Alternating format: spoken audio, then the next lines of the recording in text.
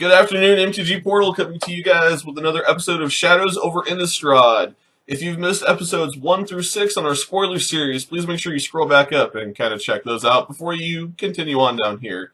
If you've already caught up on episode 6, then by all means stay tuned, episode 7 is coming up. Enjoy. Our first flip card is Elusive Tormentor, 2 colorless, 2 black for a 4/4 vampire wizard. It is a rare, pay 1 colorless, discard a card, and you transform Elusive Tormentor. When transformed, it does become Insidious Mist. It is a 0/1 elemental that is hexproof and indestructible. Insidious Mist can't block and can't be blocked. Whenever Insidious Mist attacks and isn't blocked, you may pay 2 colorless and a black. If you do, transform it. Pretty cool. I dig it. Moving right along to our next flip card, we have Things in Ice. 1 colorless, 1 blue for a 0/4 horror. It does have Defender. Thing in the Ice enters the battlefield with 4 ice counters on it. Whenever you cast an instant or sorcery spell, remove an ice counter from Thing in the Ice. Then, if it has no ice counters on it, you're going to transform it into Awoken Horror. It is a 7/8. When this creature transforms into Awoken Horror, return all non-horror creatures to their owner's hands. Alright, this guy's awesome. I'm really excited for this flip card. I think it's an amazing ability. Yeah, he starts out as a 0/4, and he might not be as cool. He's just a defender wall, but before you know it, he's a friggin' 7/8. And he basically is a Cyclonic Rift. That's awesome. Just, great. Our next card is a Warped Landscape. Tap it, add a dust land to your mana pool. Pay 2, tap it, sacrifice Warped Landscape. Search your library for a basic land card and put it on the battlefield tapped, then shuffle your library. Not bad. It's like an Evolving Wilds or a Terramorphic Expanse, only this one you gotta pay 2 to tap it, then sack it, but it does add a dust to your mana pool. It will probably see play, most likely in Standard. I don't know about any Modern or Legacy formats. Don't believe it's ever going to see play in EDH, but you never know. Time will tell.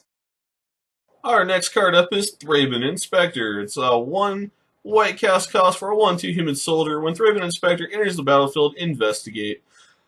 Not bad, pretty cool. For those who don't know what Investigate does, you put a colorless clue artifact token on the battlefield with 2 colorless, sack it, this artifact, and you draw a card. Probably going to see play, especially in soldier decks. 1 for a 1/2 that enables me to pay 2 colorless and sack and draw a card really is not bad. I can deal with it. Our next card is Reaper of Flight Moonsilver. It is 3 colorless and 2 white for a 3/3 flying angel with Delirium. Sacrifice another creature, Reaper of Flight Moonsilver gets +2/+1 till end of turn. Activate this ability only if there are 4 or more card types among cards in your graveyard. Not bad. Pretty solid card. I like it. Our next card is Declaration in Stone. It is 1 colorless, 1 white for a sorcery. Exile target creature and all other creatures its controller controls with the same name as that creature. That player investigates for each non-token creature exiled this way. Pretty cool card. Looking forward to seeing that and seeing what formats it gets played in. Our next up is Magnifying Glass. At 3 colorless, it is an artifact that you can tap to add 1 dust land to your mana pool, or you can pay 4 colorless and tap it to investigate. For those who don't know what Investigate does do, again, it is put a colorless clue artifact token onto the battlefield with pay 2 colorless, sacrifice this artifact, and draw a card.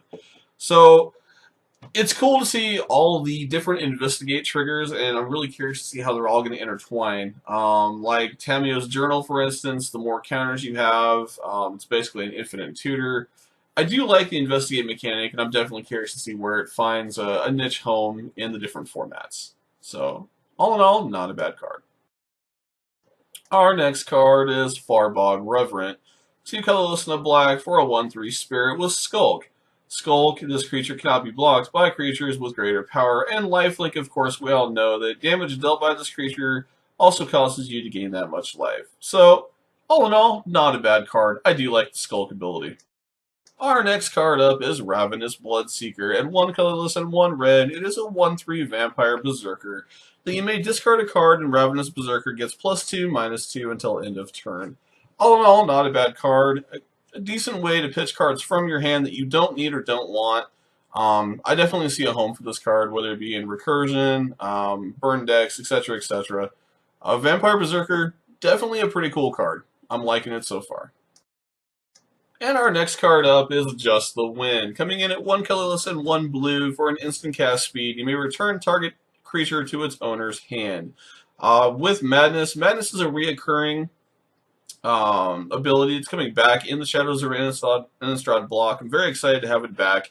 For those who don't know, if you discard this card, discard it into exile. When you do, cast it for its Madness cost or put it into your graveyard. So very cool. Basically, you get to cast it twice and then exile it. And our last card to wrap up the teasers for episode 7 of Shadows over Innistrad, spoilers, is Soul Swallower. Coming in at 2 colorless and 2 green for a 3/3 worm with trample and delirium. He's an absolute powerhouse. Delirium at the beginning of your upkeep. If there are 4 or more card types among cards in your graveyard, put 3/1/1 counters on Soul Swallower. As it doesn't say this is until end of turn, I'm under the assumption, and I think everyone else is too, that these counters remain. So every turn, he gets pumped up by 3. This becomes a big problem for your opponents to deal with, and a great blocker and finisher for you to win the game.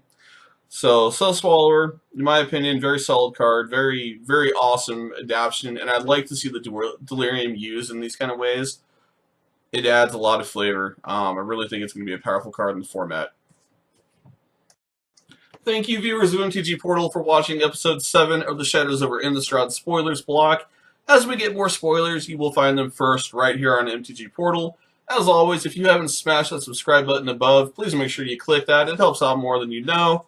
If you enjoyed the video and you like me and the content we produce, go ahead and give me a thumbs up. If you don't, go ahead and leave a comment down below so we know what we can do better. And as always, we'll catch you next time. Thank you for subscribing. Thank you for watching. Thank you for being a part of mtg-portal.